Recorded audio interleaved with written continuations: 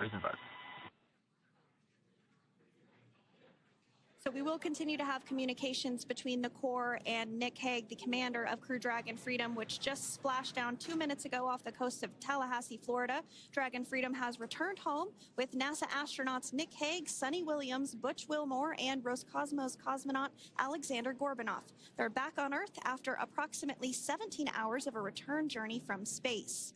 The SpaceX recovery ship and team have been waiting for Dragon's splashdown, and they will now make their way to the splashdown location. The teams have been ready and waiting about 3 nautical miles away, so it's going to take them about 30 minutes or so to make their way to SpaceX Freedom. Pretty sure we're in stable 1. Copy, stable 1. We see the same. It's going to take about 30 minutes for the recovery team to make their way over to Nick, Sonny, Butch, and Alexander, who are still seated and secured inside that Dragon spacecraft there on your screen. Incredible views there of that thermal protection system, or TPS.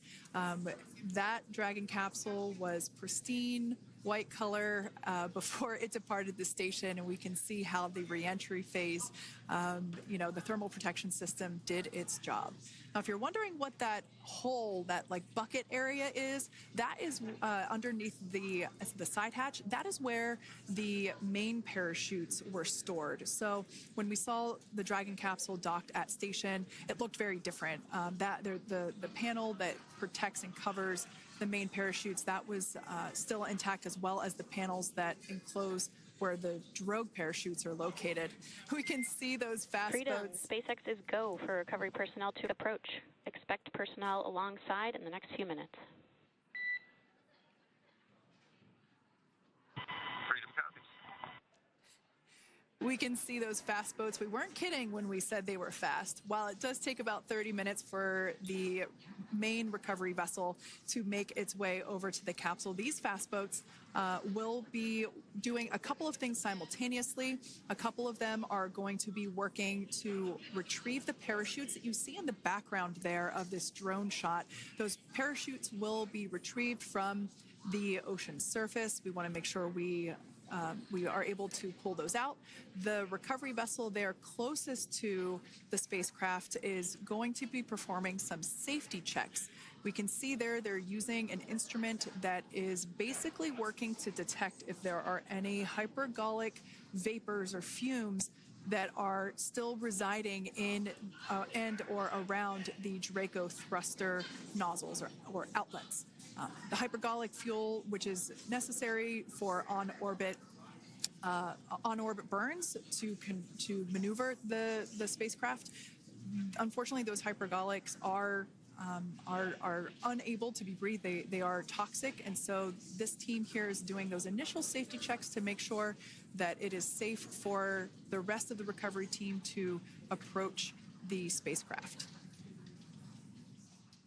They're also checking to make sure that any residuals from the pyros are safe and are not going to cause any issues. We can see the team working their way around the spacecraft to do these basically these sniff tests on all of those Draco thrusters. And as we continue to await the recovery of our Dragon spacecraft with NASA astronauts Nick Hague, Sonny Williams, Butch Wilmore, and Roscosmos cosmonaut Alexander Gorbunoff inside, Dragon has autonomously completed several steps to safe itself following splashdown. We are continuing to see Dragon in what is known as stable 1 configuration. That's kind of the ideal configuration following splashdown. It's upright, and the Dragon capsule's in the right configuration for it to be hoisted into the recovery vessel Megan, which you do see a little ways off in your screen approaching. Dragon will continue to remain live on air with you through that recovery process, all the way through the point where the crew is extracted from the Dragon spacecraft. Now, if you are just joining us, the mission has gone smoothly so far. Dragon successfully splashed down off the coast of Tallahassee, Florida at 2:57 p.m. Pacific, 5:57 p.m. Eastern Time this afternoon. Approximately 17 hours prior to splashdown, Dragon autonomously undocked from the International Space Station, completed a series of departure burns, jettisoned its trunk section, and performed its final burn, the deorbit burn. This placed the Dragon spacecraft on a trajectory toward Tallahassee, Florida. Dragon successfully re-entered the Earth's atmosphere, followed by deployment of its parachutes to slow the spacecraft down to a gentle splashdown. We're now going to follow the Freedom, hypergol sweeps and unfired ordnance checks are nominal. Rigging is in progress. Approximately 25 minutes until capsule lift. Stand by for PMC with SpaceX flight surgeon. Freedom copies. And so what we did just hear there was communications that those hypergol checks were complete. They didn't find any of that upon those checks, so we'll continue to move through the timeline. Next up is a process called rigging, which you see happening right now on your screen. This is when a SpaceX recovery personnel actually works to climb aboard the capsule and work through procedures ahead of lifting onto the nest of the recovery vessel Megan. We heard it's going to be about 25 minutes or so until that lift actually takes place.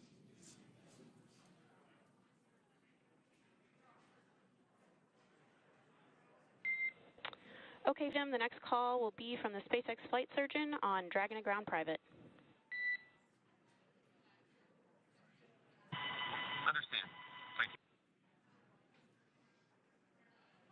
callouts there indicating that the crew will have the opportunity to do a quick check-in with the SpaceX flight surgeon. This is standard procedure for every Dragon spacecraft when it returns to Earth.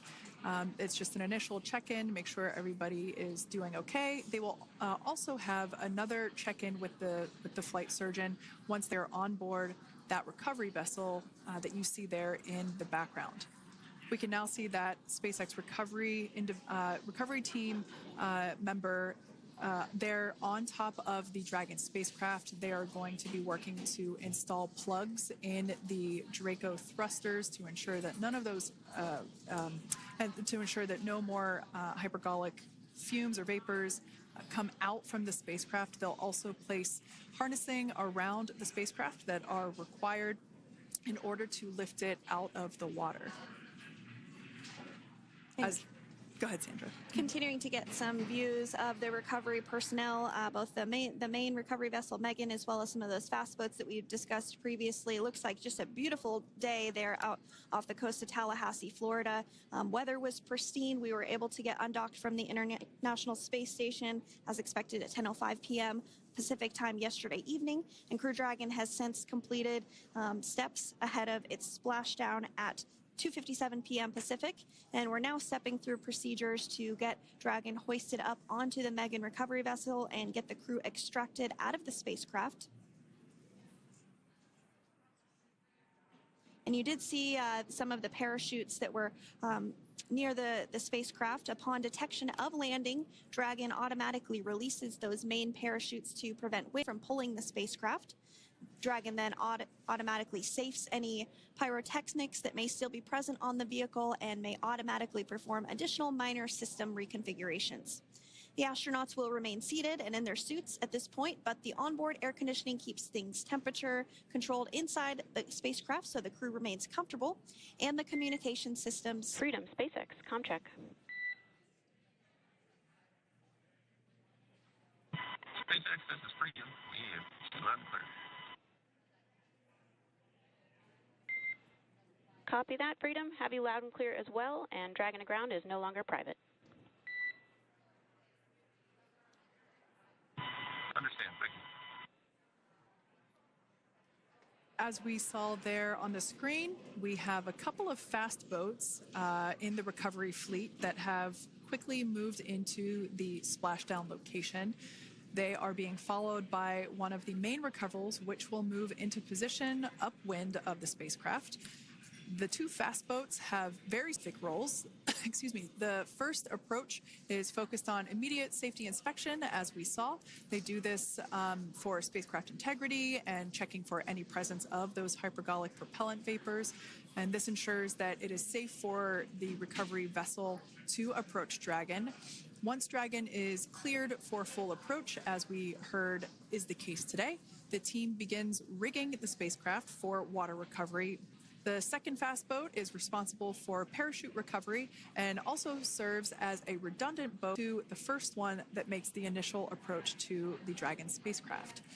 As we saw a little bit earlier, we were also able to see one of the recovery team members get on a jet ski to help gather up the parachutes that were automatically detached from the Dragon spacecraft upon splashdown.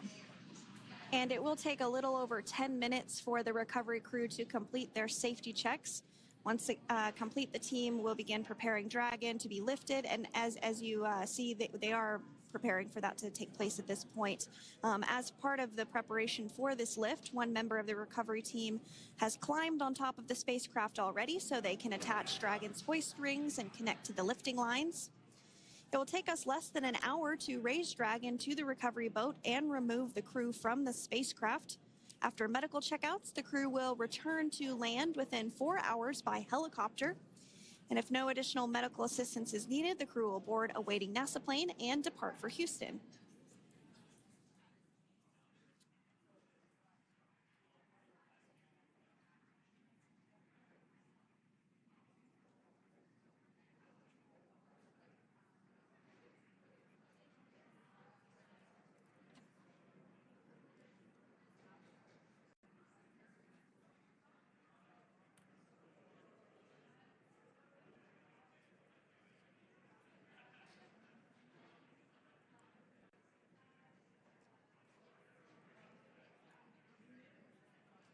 And as we continue to await Dragon to be hoisted up onto the ship, we have a special treat. NASA Public Affairs Officer Jaden Jennings, who is actually on the recovery vessel and had a bird's eye view of the splashdown today. Jaden, how are you? How was the view from the recovery vessel?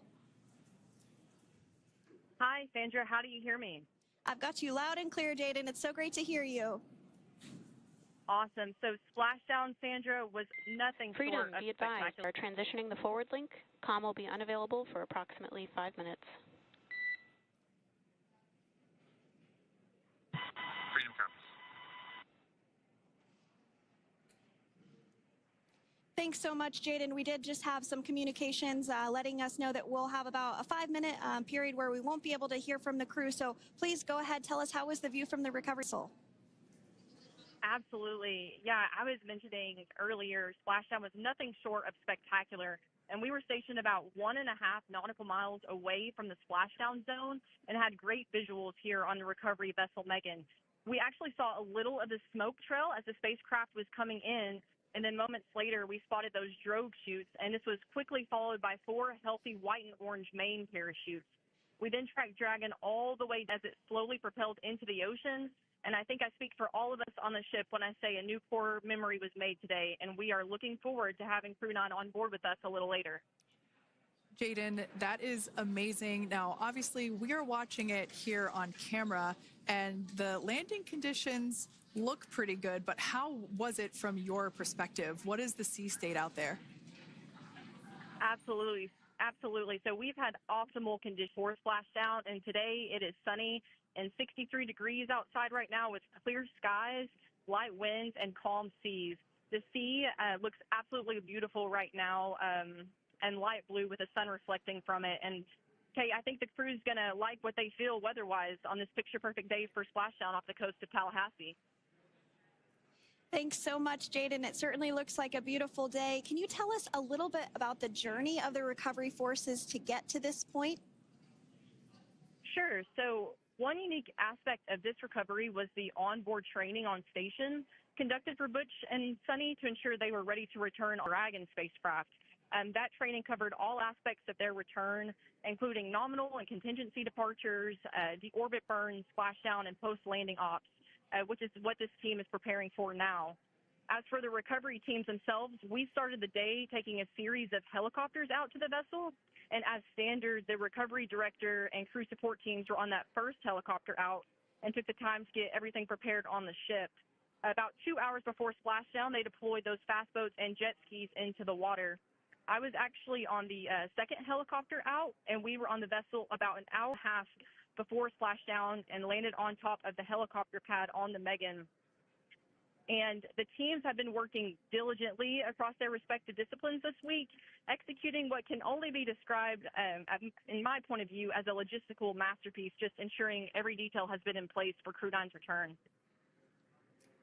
That is such great news. I'm so glad that you're able there to experience it in person. Now, can you tell us a little bit about what's next to retrieve the crew for the recovery personnel on board? Yeah, Kate. So coming up next, Dragon will be hoisted into the on-deck translation system, or the nest, at the aft end of the ship, and then will be translated pretty quickly towards that egress platform. We'll perform another series of safety checks as final precautionary measures, just to ensure there are no hypergolic vapors present before opening that side hatch. And then once that side hatch of the spacecraft is open, the crew will be assisted out of the capsule one by one from NASA and SpaceX. Freedom, SpaceX, ComCheck. Freedom's got you loud and clear. Thanks, Nick. I've got you loud and clear as well. We have completed our forward link transition. Copy.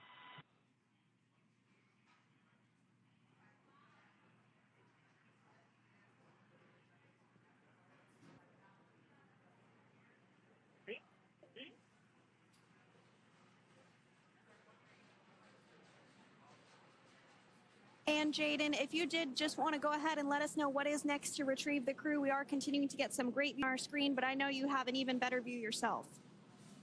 Oh, yeah, Sandra, this view is absolutely unbeatable. So just to kind of finish off what I was saying is once that side hatch of the spacecraft is open, that crew will be assisted out of the capsule one by one from NASA and SpaceX medical personnel, where they will then head to the med bay. And after those medical checks, they will get on that first helicopter out and arrive at the airport, where they will then board a NASA plane and then head back to Houston, Texas at the Johnson Space Center to begin their post-flight period. And we're eager to see the Crew 9 astronauts back on Earth, and we'll keep you updated on every moment of this process. With that, I'll toss it back over to you guys in Hawthorne. Thank you so much. That was Jaden Jennings, NASA Public Affairs Officer, who watched Freedom splash down firsthand from the recovery vessel Megan. Thanks so much, Jaden. Continuing to get these great views on our screen here of Freedom. As we mentioned, it splashed down at 2:57 p.m. Pacific time off the coast of Tallahassee, Florida. The recovery personnel are continuing to step through procedures to hoist Dragon onto the recovery vessel Megan there, which is now coming into view. You can see just how close Megan is at this point, and that's that helicopter pad that Jaden was just discussing, where the crew will fly off of onto the coast of Florida, and then eventually they'll fly back to Houston. Just underneath that helicopter pad is that translation deck where we will see the nest once it is loaded up with the Dragon spacecraft on board. The nest will be translated to the forward end of the recovery vessel, and that is where our Crew 9 team members will egress from the Dragon spacecraft. Now, here on your screen, we can see dolphins, actually, who want to come and play with Dragon. Now, one of the